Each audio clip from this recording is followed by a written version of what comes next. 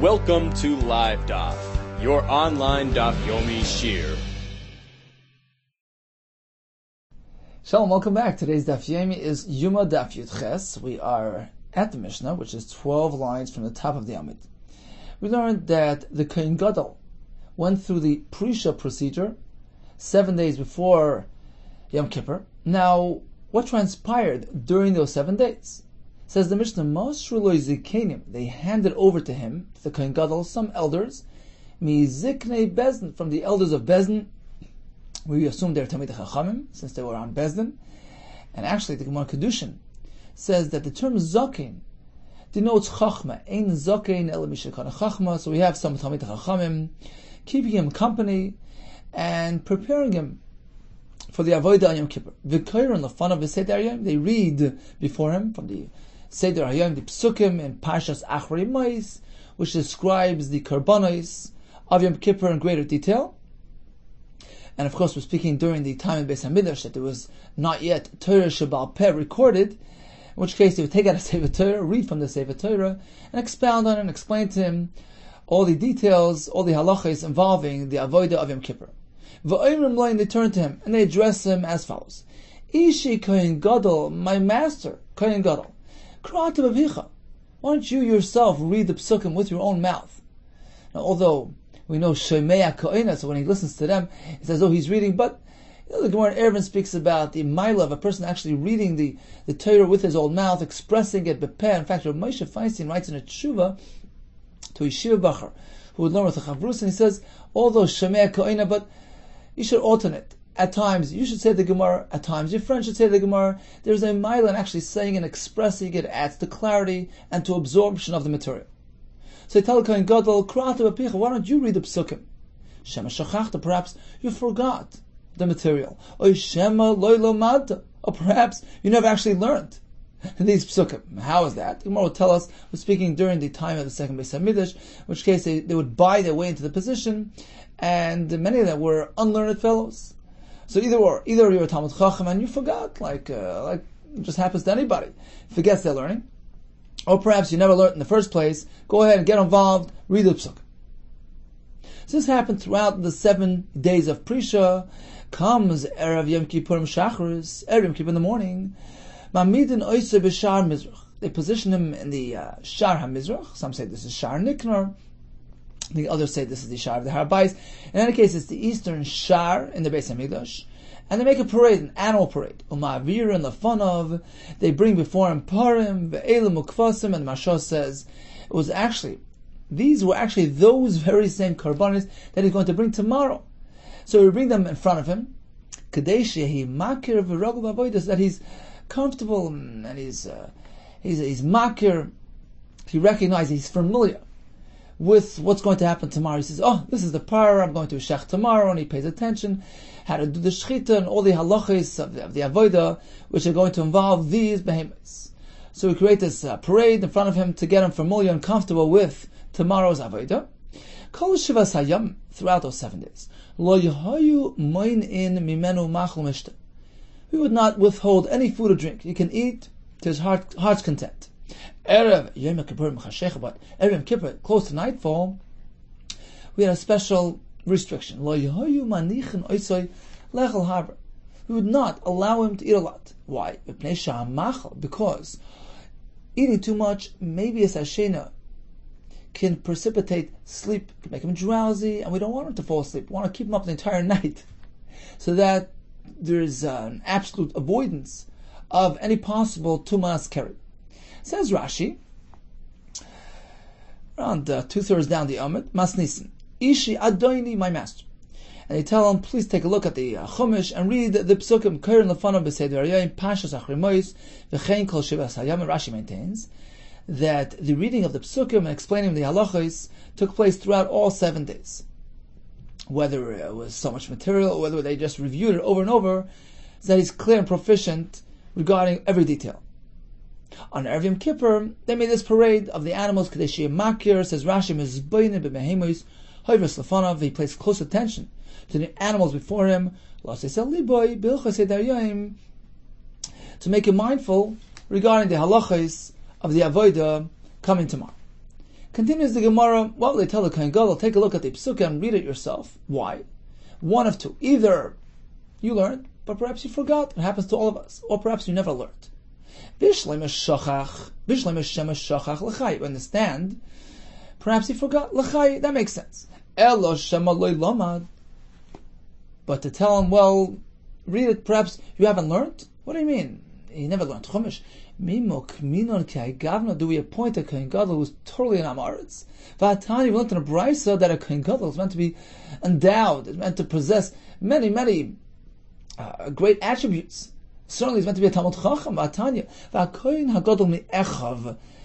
Kohen Gadol who is greater than his fellow Kohanim. Why does the pasuk refer to him in this manner rather than just saying Kohen Gadol who is the descendant of the previous Kohen Gadol? Torah is teaching us that he has to have many, many positive attributes, whether character traits or whether just other things which lend chashivas to him and put him a cut above the rest. He should be greater than his fellow kohanim, b'koyach, physically powerful. B'noi, should be handsome, chachma, wise, full of chachmas Torah, u'ba'osha, and wealthy. All these things lend to leadership. He's b'koyach, physically strong. He's handsome. That's why people are drawn to him. B'chachma, Talmud Chacham, of course, that's a requirement. U'ba'osha, wealth gives power. This way he's able to do things on his own. He doesn't have to seek assistance all the time. That lends to the feeling of power and adds respect and prestige to the position. So these are requirements for the Kohen Gadol. Others interpret as follows: Menayishim Einloi. How do we know that the Kohen Gadol, if he doesn't have any money? His fellow Kohanim give him money and make him wealthy. What do we learn from there? His Gedula should come, if necessary, should come even from his brothers, from his fellow Kohanim. They give him money to make him wealthy. There's a Medrash Tanchuma that darshans the Hey. HaKohen HaGadol, the Hey is referring to 5 ma'alos that the Kohen Gadol has over everybody else. What's the 5th one? We only have 4 now. Gemara Koyach, Noi, Chachman, Oisher. So one of the Mefarshim say, the Marzu, he says referring to age. He's meant to be an older fellow, which lends to prestige and is appropriate for this type of position. Amar Rav Yosef says, Rav Yosef will answer the kasha. The kasha was, well, if the Kohen Gadol is meant to be a Chacham, how can we suggest that he never learned Chumash? Like kasha, the answer is very simple. Depends at what point in history we're speaking. During the first base of Mikdash, where the Kohanim were tzaddikim and fitting for the job, then certainly they learned the Chumash, but perhaps they forgot. Shema Shochach is referring to them. Kan b'mikdash sheni, however, during the second base of Mikdash, where they used to buy their way into the position. Over there, it can very well be that he never learned. He was a complete and total Amaretz. Now, of course, we're not speaking necessarily that he was a tzduki, but he wasn't really right for the position. It was simply bought off monetarily. The Omar of Asi. Tarkava de Dinri, 3 kav of dinar. Tarkava is trei v'kav. So in total, 3 kav of gold coins, a huge amount. Ayla le Marta bas Baisis. This widow, Marta bas Baisis, offered, paid up to Liyanai Malka, to Yanai HaMelech, in order to procure the Kohen Gadol position for her husband. Al de Ukmei, or Ad de Ukmei, Yeshua ben Gamla, until he appointed her husband Yeshua ben Gamla B'Kahani Ravi as a Kohen Gadol. We see they used to buy off the position with money, and not necessarily it was the Kohen Gadol, a fellow endowed with all these milas and all these tanoim denoted in the Brisa. And that's what the mission is referring to. During the second Beis HaMikdash, we had lots of these. In fact, the Gemara earlier told us that they wouldn't even survive through the year. Not necessarily to die in the Kodesh HaKadosh, because they weren't stoiking, but they weren't really fitting for the job. They weren't really royal for this position. And they wouldn't make it through the year. They have to constantly reappoint on an annual basis. Now, of course, although L'chatchila Kohen Gadol is meant to have all these malos, but the Eved, these things aren't me'akev, as we find. They were completely kosher Kahanim Gedolim, although the position was purchased. Let's take a look at Rashi once again. It would be around 15 lines from the bottom of the Amid. It says Rashi, B'migdash Rishon, then the Kehanim were really roy. They were appropriate for that. It was appropriate for them to be appointed. Migdash Rishon lo yimidu ela al pi haTorah. They went according to Torah. Kehanim muganim, fitting Kehanim who had all these milas. However, doing Migdash Sheni, they would buy off the position. They would go to the king, offer him the highest bidder would get the position. Marta bas Baisa, says Rashi, was an almana ashira, a wealthy almana. The Kidsha Yeshua ben Gamla. Yeshua ben Gamla was Makadish, this Isha. Now, although he was a Kohen can marry an almana. He was Makadisher. And then what happened? V'nosna mamoin liana melech. She paid off the king. Umino lias Kohen gadol. The question is, how could a Kohen gadol marry an almana? Obvious kasha. Rashi is going to answer that question. What happened was, he was Mekalisher. They got engaged when he was not yet a Kohen Gadol, just a plain Kohen. Then she took a liking to him. She decided, you know what, I want to get him the Kohen Gadol position. She went over to Yanai, offered him tons of money to appoint him Kohen Gadol. And the Gemara in Yevamis, we actually have a riot from this story. What is a shaila?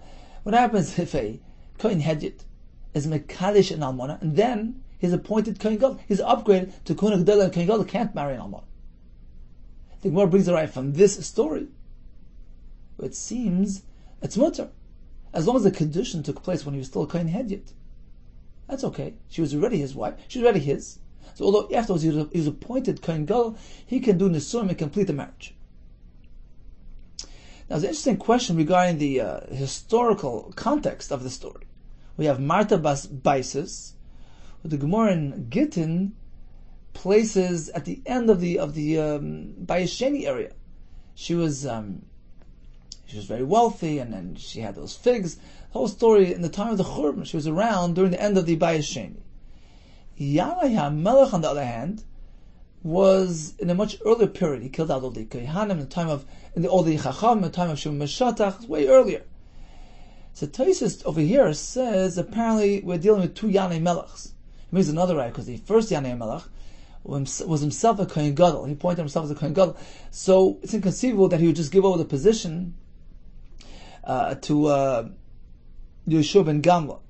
So apparently that was first Yanai Melech. Then we have another Yanai Melech which who lived at the end of the Bayis. And that was what the Gemara here is discussing. There's another kasher as per Yeshua ben Gamla. This is as Yishanim asks, because in the Gemara Basra we find great praise heaped upon Yeshua ben Gamla. He arranged all the, he made the takana that there should be chadorim, yeshivas for children, which was something that was not around earlier. Gemara says that until then a father would teach his son, but let's say it didn't work out and the kid just didn't have a teacher. Yeshua ben Gamla was masaking a whole system of Talmudei Torah, which carried on until today. The Gemara says if not for him, Torah would have been forgotten from Yisrael. So you see, he was a great man, and here we seem to put him in a negative light. He bought off the position of Kohen Gadol, so perhaps he didn't know that his wife took care of it for him.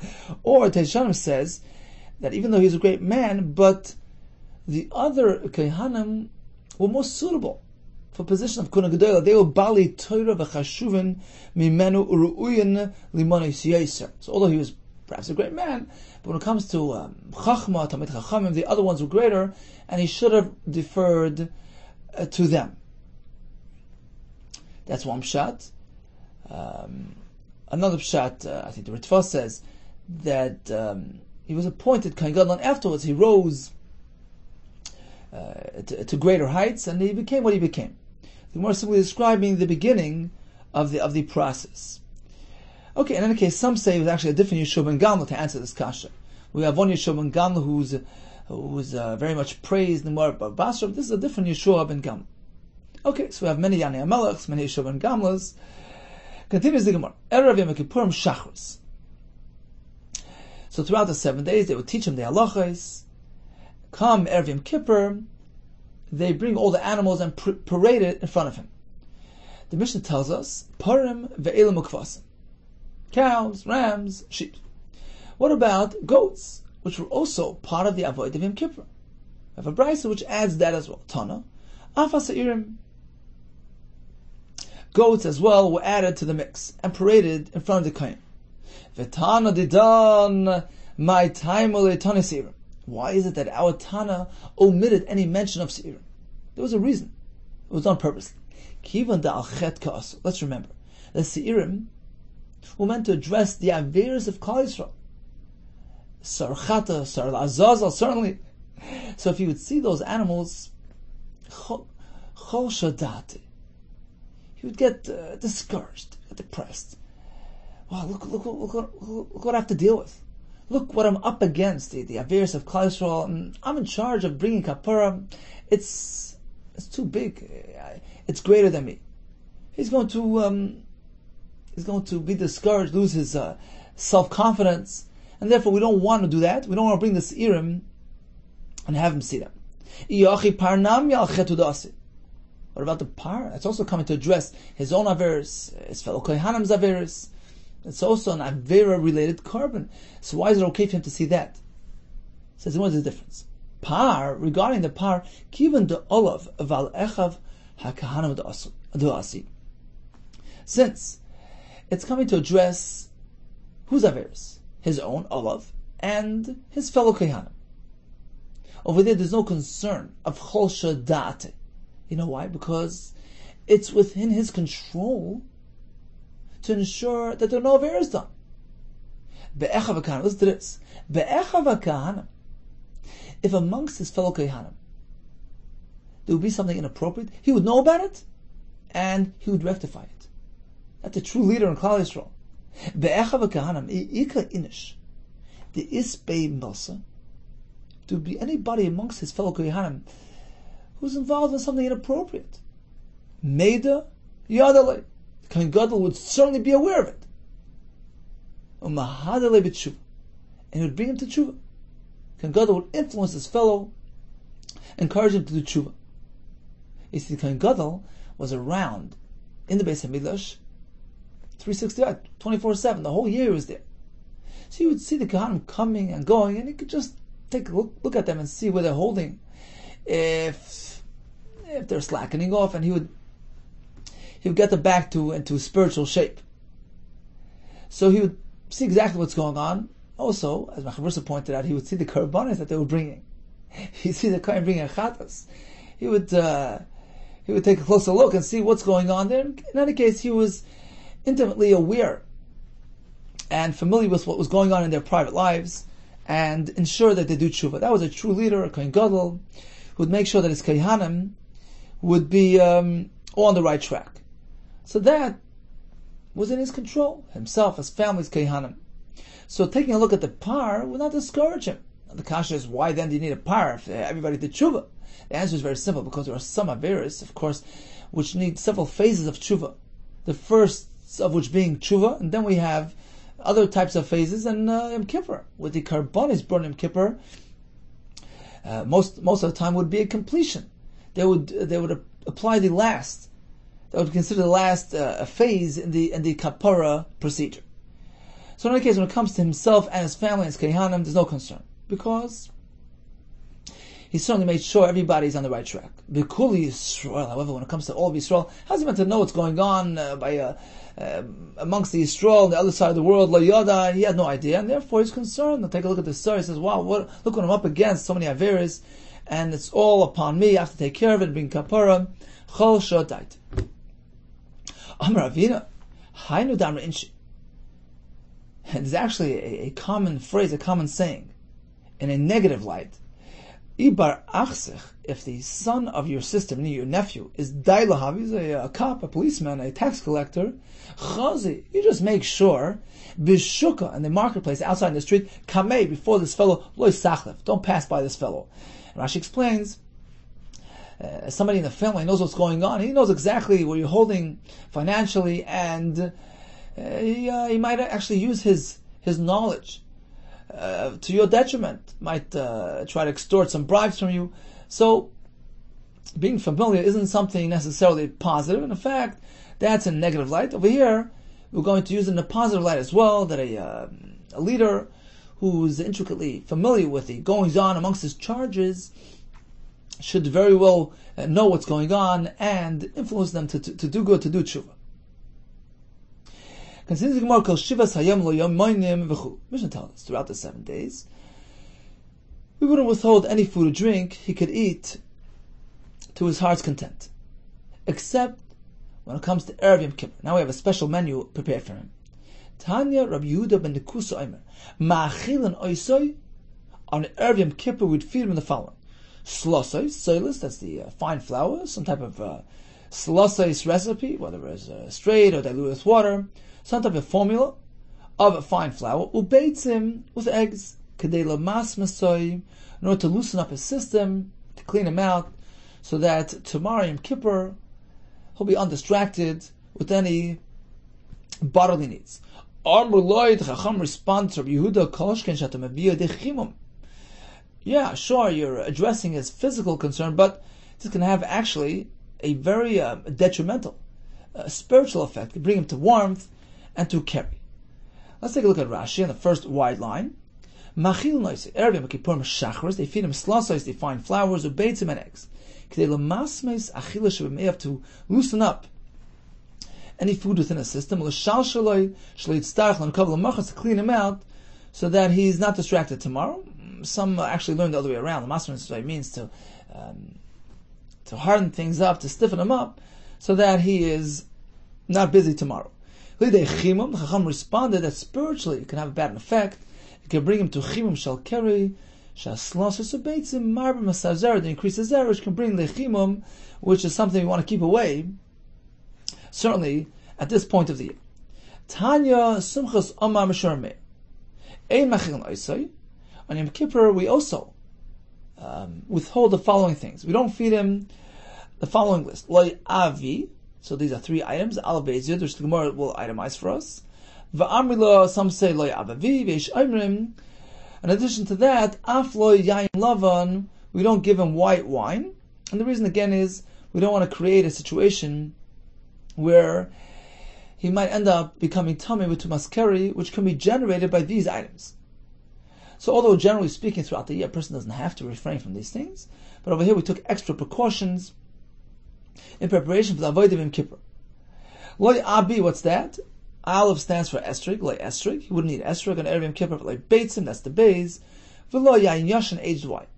V'amrila, some say loi avavi, what's that? Loi estrig, that's the aleph. V'loi beitzim, v'loi basar shaman, fatty meat. V'loi yain yashin, aged wine. Yesh oimim af loi yain lavan, white wine as well. V'nisha yain lavan. Maybe so Adonai Tumah can generate Tumah. So this is regarding Kohen Gadol and Erev Yom Kippur. Throughout the previous 6 days, open free menu. When it comes to Erev Yom Kippur, we have a very restricted menu. Slosses and beitzim to clean him out, and then we restrict him from partaking in all these items, which can theoretically bring about Tumas Kippur. Tanu Rabbanan, we learned in a Brisa. This isn't really linked to the previous Gemara, but it's related somewhat. We're speaking about a Zav. Now, a Zav, who had an omission, the first Re'iyah is Metamit, regardless of whether it was a natural phenomenon or was Aidei Oines, for instance. If it was generated, precipitated through overexertion, overeating, even if it's considered Re'iyah Aidei Oines, he is Tamei, provided we're speaking about the first experience. But the second Re'iyah, which is called Re'iyah Zoiv, in that case, even if you can attribute it to overeating, overexertion, he will still be tum. Tana Rabbanan, Zav, regarding the second Re'iyah of the Zav, we can attribute it, if it makes sense, we attribute it to overeating. And we consider it an unnatural experience, in which case he's not tum. So overeating. Likewise, we can attribute it to other types of foods, even if it's just normal quantity, but if it's a certain type of food, which we know has the capacity to generate this ziva, this keri material, we can link it to that, in which case it's called Re'iyas Oines, and he is tar. Now, once the zav has been established as a zav. He had 3 re'iyos, in which case he has to complete shiva nikim. Just like an isha, a zav has to count 7 clean days. This zav fellow has to count 7 clean days. Now, throughout those 7 days, we want to try to make sure that he remains clean. Otherwise, it's going to be soiser, the shiva nikim. If he sees any sort of a re'iyah, any day throughout those 7 days, it's going to cancel out the entire sequence. So we take extra precautions and we keep him away from certain foods. Throughout those 7 days, we don't feed him. The Gemara soon will atomize this. What is this? Milk, cheese, beitza, eggs, yayin, nor wine.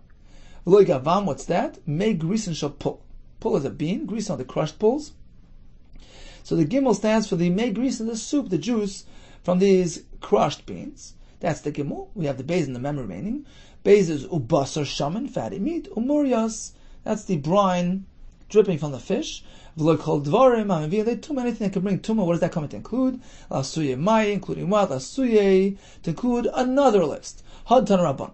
Chamisha dvarim, mevim, as only tumah. The following 5 can generate tumah. Elohin ashum, garlic, vashachlaim, cress, v'chalag, lugay, some sort of plant, v'abeit, some eggs, v'agarger, some other sort of plant.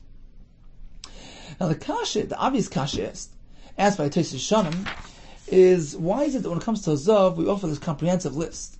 Chagvi, gavam, all these things, which are not listed by the Kohen Gadol on Erev Yom Kippur. We give a very limited list of Abbi, Abavi, no more than 4 or 5 things. Said Tosfos Shanim, we're not so machmer by the Kohen Gadol Erev Yom Kippur, which sounds pretty interesting, because usually we are machmer very much. We take all these extra precautions to ensure that it remains tzar. So the Sefer Siach Yitzchak says, perhaps what Tosfos Shanim means is that the Zav was already experienced Ziva, he's already in a weakened state.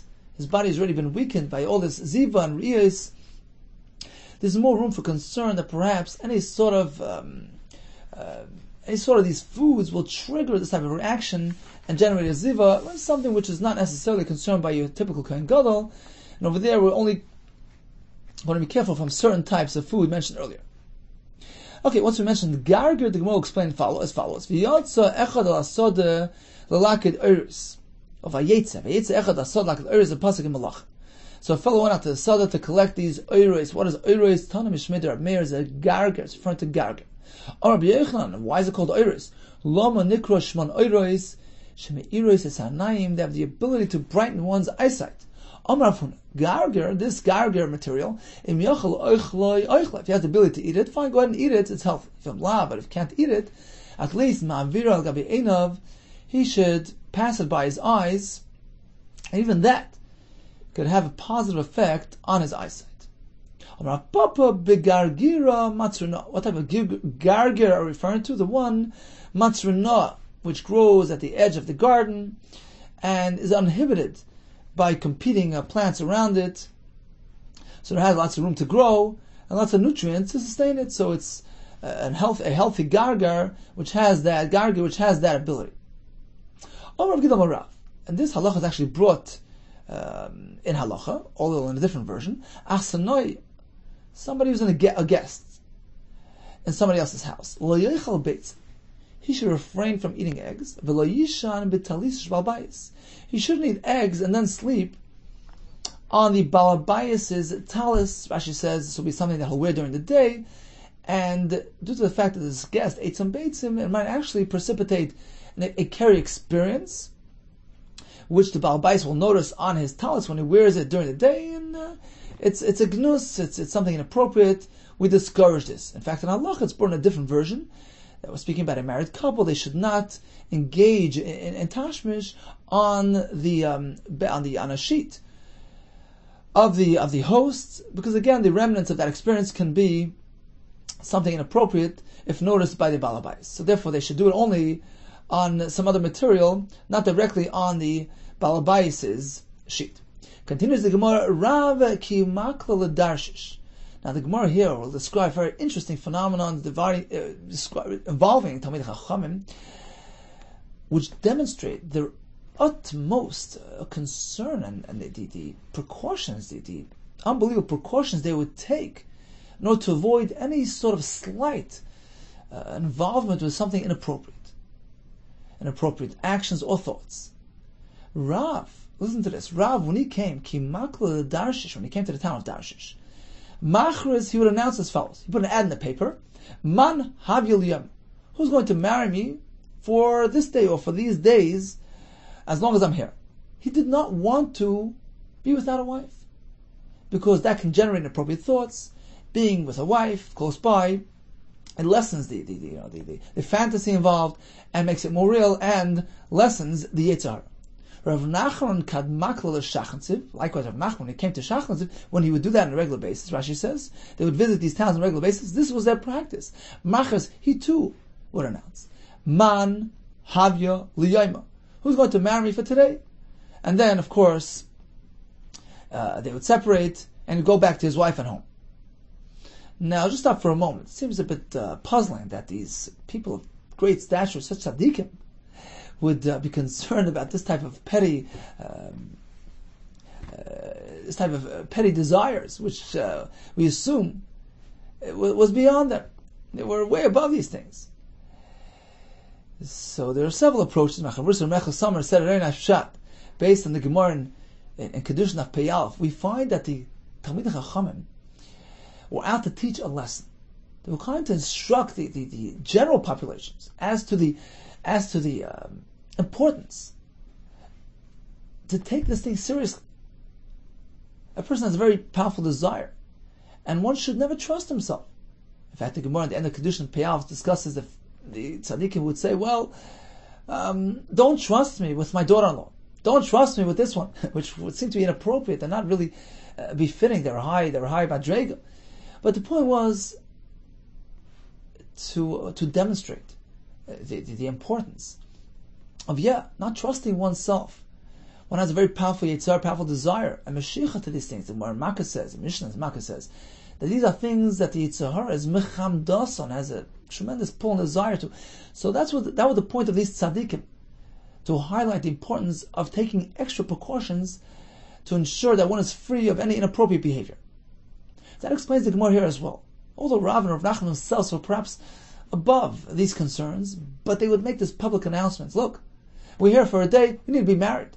And this would drive home the point of how important it was not to trust oneself and one's abilities to go ahead and do anything possible to avoid any sort of interaction with something inappropriate. The Ben Yehuda's approach is a bit different. He says that in these towns of Darshish and Shachnatziv, there were an abundance of bachelors. And they had a minute to marry late. First they established their life, established their business, and then time to get married.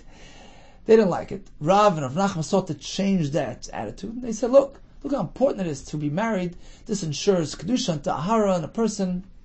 I'm even here for one day and already making sure that I'm with a wife. And this would somehow send a subtle message to the inhabitants of Darshish and Shachansiv, hurry up, get your act together. In any case, that was the practice. There would be machriz, who wants to marry me for the day? Says, how could they do that? One should never marry an isha in this city, and go over to the other city and marry another wife. Shouldn't be married to people all over the place. Perhaps the offspring of both women will somehow eventually meet up with each other, and unbeknownst to them, they're brothers and sisters. And I'll make a shidduch and get married. Can turn out that a brother will marry his sister. And he's going to fill up the world with mamzerim. Filling up the world with znus, with mamzerim, it's inappropriate. So how is it that they would come to towns and marry right and left? Amri, the Gemara responds, the Bnei Yeshiva responded, Rabbanon kala islu. Talmidei Chachamim, they're famous, they're known. Everybody knows, this son, he's the son of Rav, he's the son of Rav Nachman, this is his family, this is his children. And therefore there's no concern of misidentifying their offspring. Fine, that addresses that concern. Says the Gemara, but halachically speaking, they still have no benefit. There's no point in doing this. For Amar Rava, Tavuali nasi, an isha who marriage was proposed to her. Finis spaisa, and she acquiesced, she agreed. Sricha leishev shivanikim. Can't marry right away. She has to wait 7 days, make sure she's clean of any dam. We're concerned that perhaps the marriage proposal and the ensuing excitement can generate dam in the isha, which we call dam chimud, on account of the desire and the excitement. So after agreeing to marriage, she has to wait 7 days and clean herself throughout those 7 days. When Rav arrived in Darshish, it was a one-day affair. Who's going to marry for today? He can't do anything. She has to wait 7 days. So what was the point of this whole arrangement? Answers the Gemara, yeah, they did fulfill Shivanakim. These Rabbanim, oidui havu moidulu. They would announce their intention ahead of time, a week in advance. Mikadem. Earlier, in advance of their arrival, havu makadmi. They would proceed umishalchi shluch and send a shliach. Rav is arriving next week. Who wants to marry him? And whoever agreed would do Shivanakim. By the time Rav arrived, they were tar and available. So that's the first teretz in the Gemara. Another teretz. Yichudi havu miyachtilu. Rashi explains, they only did yichud. They didn't actually engage in tashmish, because that was asr. In order to do that, they have to wait Shivanakim. All they did was yichud. Levisha eino doima. You can't compare. Mishi yeshli pas besalit. This is like a marshal, a person who has bread in his basket, who has access to food. He stands much higher. Lemisha eino pas besalit, to a person who has no bread in his basket. So although perhaps this fellow who has bread is not actually eating his bread, he has access to the bread, and has a calming effect on him. As opposed to a person who has no access to bread, he's famished, he's hungry, and desperate as well, which exasperates his hunger, his feeling of hunger. Parallel to our case, we're having an isha close by. Even yichud is enough in a way, because she's accessible, she's close by. So even though in practice they wouldn't engage in relations and wouldn't generate any children, because of course she was asr, she had not yet fulfilled the Shivanakim. But as long as there was yichud, that's considered pas besalit. Let's take a look at Rashi. 5 lines from the top of the Amud. Rav ki mikla ledarshish. Sham hayirog leilach. This was a place that he frequently visited, and this was his practice. He would make this announcement: Man havyu liyom. Yesh isha shetinasli liyom shetzakav kan. Is anybody willing to marry me during these days? V'teitzlach mekan, and afterwards we're going to separate. And the Gemara asks, but doing so can create confusion regarding their children. Ben sheyod medinazu, and bas sheyod bin acheres.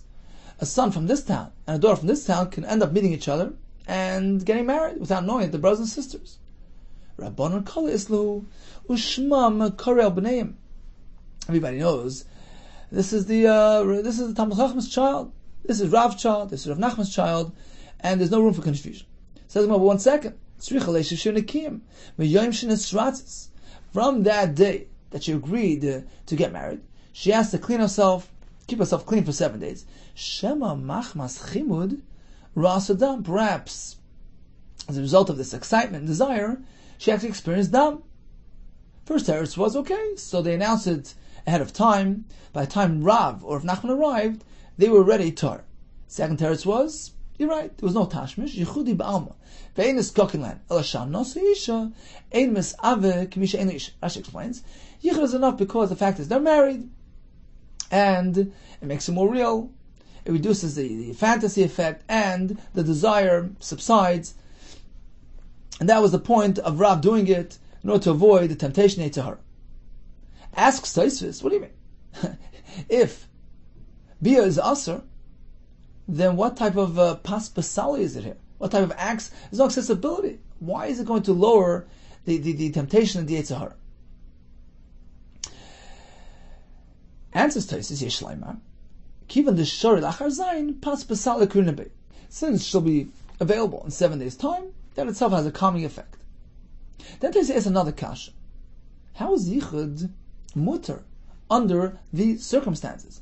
We learn in Maseches Ksubas Daf Daled that if one marries a new wife and it turns out she was a nida upon marriage. Yichud is not allowed in that case. They have to sleep separately. There's a chashash of Yitzhahar at that point. And we don't even allow yichud, as opposed to a couple who was already married for a while. Even though the Isha is a nida, the Gemara Sanhedrin says we have faith, we trust the husband, the wife, to act appropriately. But when it comes to a new couple, due to the excitement involved, we're concerned about an avera, and we separate them throughout those Yimei Tumah. If so, says Tosfos, how can they even do yichud with these new wives, who are presumed to be nidas? They're not mutter until 7 days, Sheven Akim. So it's a new wife who is a nida, and yichud is not allowed. So Tosfos has two pshat. One pshat, he says, he learns the Gemara differently. The Gemara says, Yichudi have a miyachte lehu. It means like this: we had a kasha. We know that halacha is that after agreeing to marriage, the Isha has to wait Sheven Akim. So how can the Talmidei Chacham marry them upon arrival? On the day of arrival, they hadn't yet had the Sheven Akim. Yichudi have a miyachte lehu. What does that mean? It means to say that initially they told the Nashim, when they made that announcement, who wants to marry me? They didn't say marry me. They say, who wants to be Mesiached with me? Yichud, that's it. No more than Yichud. In which case, Tosfos says, the level of excitement won't rise to the level where it would present a concern of dam chimud being generated. It's just for Yichud. Therefore, there's no chashash dam, there's no tumah. In which case, it's mutter to do yichud. So it's a catch 22. Being that they sort of tricked them, they said it's only for yichud, so now there's no chashash of any dam being generated, they can be misiached. In fact, if they choose to have tashmish, that's fine, because there's no chashash of chimur at this point, and therefore she's mutter, completely mutter, in which case, there was pas pasalit. It had a calming effect, because there was a potential accessibility. She was potentially mutter. Because there's no dam chid was concerned. That's how the surf shot. And then he says a chiddush. Although the Gemara Ksubis maintains that a chas and kala, newlyweds who are in a state of tumah, must remain separate, that's only for a bacher. The loynasam oilam. The yitzrei toik feitfei. A fellow who's never married has a stronger desire, and in that case, we're really concerned. We don't allow yichud. But, says Tosfos, in the case of a person who was previously married, an almoin, or certainly in this case, like Rav and Nachman, who were currently married, their wives were elsewhere. In this case, the Yitzhahara isn't as potent, and even with a new wife who is a nida, yichud is allowed. That's the second pshat in Tosfos. Okay, let's make a quick summary. We learned about the Kohen Gadol throughout the 7 days of Prisha. He'd be instructed the psukim, the halachas of the upcoming avodas in Kippur. Throughout those 7 days, we let him eat to his heart's content, no restrictions. Every Yom Kippur, we changed things a bit. First, we had that parade of the behemoths. According to the Mishnah, there was no seirim. According to the Brisa, there were seirim added. And on Yom Kippur, in the morning, we gave him certain formulas, certain recipes to get a system going, and we eliminate certain items from his menu, things which have a concern of generating keri. And the Mishnah concludes that every Yom Kippur, towards nightfall, we would actually minimize his food intake, because food can precipitate drowsiness, and we're concerned about keri being generated throughout the night. We want to keep him up throughout the night, as we're going to see in the next Gemara. Next Mishnah, Masru Ziknei Bezdin Zikn Kuna. Now, throughout all 7 days, these Ziknei Bezdin, the Talmidei Chachamim, his instructors, would go ahead, after instructing him somewhat, they would go ahead and pass him on to the elders of the Kehanim, who were there to teach him the skills of the Chafinas Kteris, how to scoop out the Kteris, which was a great skill. And they brought him up Velu Lalias Beis Avtinas. They brought him up to the upper floor of the Beis Avtinas room, where the Kteris was actually produced. And that was the Kteris shop, where they would teach him how to do the Chafinas Kteris. Vehish bi'uhu. It's interesting that the Ziknei Bezdin would actually make a shvur for him. He wouldn't make the shvua, they would do it for him. Presumably he would answer Amen. What was the shvua about? I'm going to see in a second. V'niftru, and then they took leave, v'ochelahem, and they left. V'amalei, what did the Ziknei Bezdin tell? Now we know there was a very, very real concern about tzedukim. You would never know whether or not this Kohen Gadol had his allegiance to the Talmid Chachamim or to the Tzedukim. Perhaps he was a closet Tzedukim. The Tzedukim had their own unique way of doing the Avodim Kippur, specifically regarding the Ketores. They would generate the Anan Ketores outside the Kodesh Kodashim and bring it in once already smoking.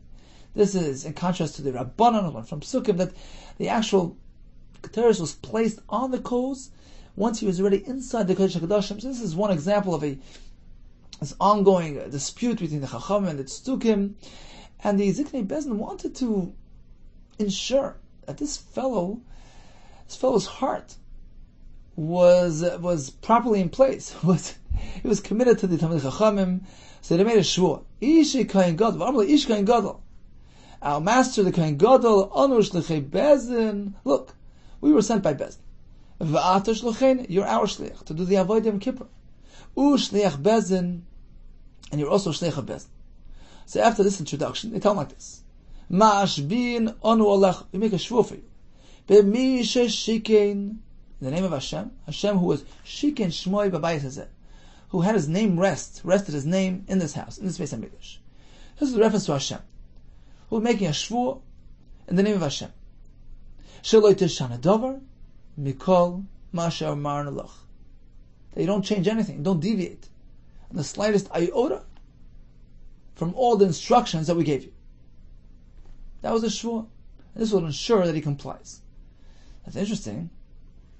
Farshim asks, well, if he's a tzduki, then in his mind, the way that tzdukim do the Ketores is the right way, and it's rooted in the psukim. It's a mitzvah to do that way. In their perverted minds, they thought that was the right way, that was the mitzvah. So what's the point of making a shvua? To ensure enforcement, to ensure that he doesn't follow the tzdukim. When shvuas tells us that one cannot make a shvua on top of another shvua.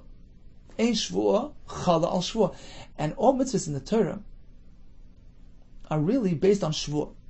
Because Hashem was mashbiah us by Har Sinai to keep the Torah. So we're committed through a shvua, through a promise, to keep all the mitzvahs. You can't add another shvua on top of the previous shvua. So in his mind, if he's a tzduki, then he's committed to do it that way, on account of the Torah's instructions, which involves a shvua. So what's the point of adding another shvua, which can't add itself to the previous shvua? It has no effect. It's meaningless. So if you think this fellow is a honest fellow, this fellow is an erlechiyid, there's no point in making a shvua. If he's a tzduki, then he has a pasuk to support his opinion, and this shvua can undo the pasuk. So one of the Farshim answers, very gishmak, he says, the point of ein shvua, chala al shvua, is learned from a drasha. One shvua is learned from a pasuk, a drasha, Torah Sheba'al Peh, that one shvua cannot be added to a previous shvua. The tzdukim did not go with Torah Sheba'al Peh. They followed the actual wording of the literal wording and meaning of Torah Sheba'al. They wouldn't eat hot cholent on Shabbos because you now have fire in your house on Shabbos. They went after the literal words, literal meaning of the psukim. They didn't hold to the drasha that one shvua can't be added to another shvua. In which case, even according to his opinion, even if he's a tzduki and the pasuk is instructing him to do the Ketores in one manner, but once we're mashbiah him to do it differently, that shvua is effective. He's committed and bound to that shvua. So that was the point of the shvua. In any case, after they confronted him in this manner, which was really in a suspecting manner, they were chayshed that perhaps that's tzduki. There's no way for them to know. So this was done out of necessity. Who poyer shebeicha? The Kohen Gadol would turn away and begin crying because he was suspected of being a tzduki, and he felt bad about it. Vehein poyer shebeichen, and they likewise would turn away, take leave, and cry. They felt bad that they had to resort to this type of measure, this degrading measure. This is a lesson for life. Even when a person does need to admonish somebody, Do it with the heart. Do it with feeling. And sometimes even cry along. Or the other person, look, I feel bad that I have to address you in this manner. I have no choice. But begin to cry with that person.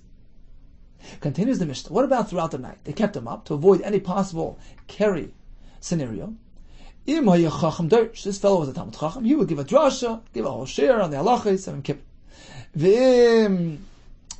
If he was a Chacham, but he didn't have anything prepared, then we had other Talmid Chachamim presenting the shiurim in front of him. That's if he was a higher level Kohen Gadol. If he was not a person of high intellectual capacity, he didn't really understand halachas. He was more a chumash person. If chumash was his forte, he would read the chumash, he would read the Torah. This would keep him up. But if he couldn't even read, they would read before him. What type of material would they read in front of him? Things which are interesting and draw his heart and captivate his attention. These Sfarim which contain interesting content and will keep him focused. Many times, Karisi, I read in front of the Kohen Gadol, Karisi Lefanav B'Daniel, which is interesting as well, and served the purpose of keeping him up. Let's take a look at Rashi, which is somewhere in the middle of the Amid. Masnisin, Masru Ziknei Bezdin. So these elders of Bezdin, Shekor Lefanav B'Seder Yoim, who taught him the psukim, they handed him over L'Ziknei Kahuna. Why? The Lamdoi Chafinas Akteris, to teach him how to scoop up the Akteris, which was something that Kohen Gadol had to do. The more soon will tell us this is one of the more difficult skills to learn Beis Hamikdash. You need to have extensive training in preparation for Beis Hamikdash, for Yom Kippur. Beis Havtinos, Hayu Oisinas Akteris, Koichin Oisim Arvin Samonea. Beis Havtinos, of course, was the family. We described this in Mesechus Shkolim at great length. They were the experts in Akteris, so that was their shop. They would bring him up there for his daily prep. They would make a shvur for him. Shelo yehit stuki, l'sakin b'chutz, u'lachs b'fnim, not to follow stuki procedure to prepare the Torahs outside the Kodesh HaKadosh and to bring it in. Ish yadoini yal master. So after they accused him, he would turn away and start crying, more fires, and we'll explain why. Now, throughout the night, throughout the entire night, Shelo Yishan B'Yirkeri, so that he doesn't fall asleep, and comes to a possible tumas keri. V'im lav chachamu, he's not a chacham, but he can understand. V'lishmoy dvar halacha, v'ein yidei lidresh, but not to the point that he can actually prepare a drasha. Dorshan lefonav, they speak in front of him. Be'ezra, why specifically these svarim? Shein dvarim amshichas halev, these things are interesting. L'shayman ve'shein chatfasai, and will keep him up. Okay, let's go back again for a quick chazara. We discussed the 7-day May pre-show where the Kohen Gadol gets intensive and extensive instructions as per the upcoming avodah.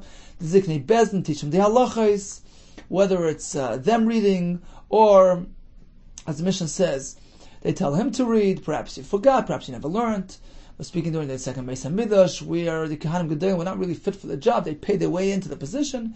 So go ahead and read it and become familiar with the psukim and the halachos. We learned about the extensive menu that they would allow throughout the 6 days, but not on Erev Yom Kippur, where they minimize his food intake. Actually, in the morning they gave him soilus and baits him to clear his system, and then throughout Erev Yom Kippur they would keep away certain types of foods which have the ability to generate a possible tumas keri. We find a similar concept by a zav, and we find that during the Shiva Nekiyim of the zav, where certain foods are meant to be kept away to avoid any possible keri experience. We discussed the interesting phenomena of Rav and Rav Nachman, who would marry just for a day or two to avoid any possible desire in Yetzer Hara. And halachically, how is that possible? Well, either they notify them ahead of time, this way they did Shiva Nekiyim in advance, or only Yichud that was performed. And the point is, if there's potential access, that takes away the Yetzer Hara. And in the next mission we learned that throughout the 7 days of preparation, after learning the halachas, they would pass them on to the Ziknei Kahuna, who would teach him this skill of scooping up the Ketores on Yom Kippur. And of course, on Erev Yom Kippur, they would end with the Shvua, make sure they're not at Stuki, and they would go through the extensive Nusach to ensure his loyalty to the derech of the Chachamim with respect to how to do the Ketores. Everybody walks away crying, feeling bad, but there was no choice, they had to do it to ensure things were done properly throughout the night of Yom Kippur. They keep him up. Either they teach him or he teaches them. This keeps him up throughout the night. All the best, not tzlachar.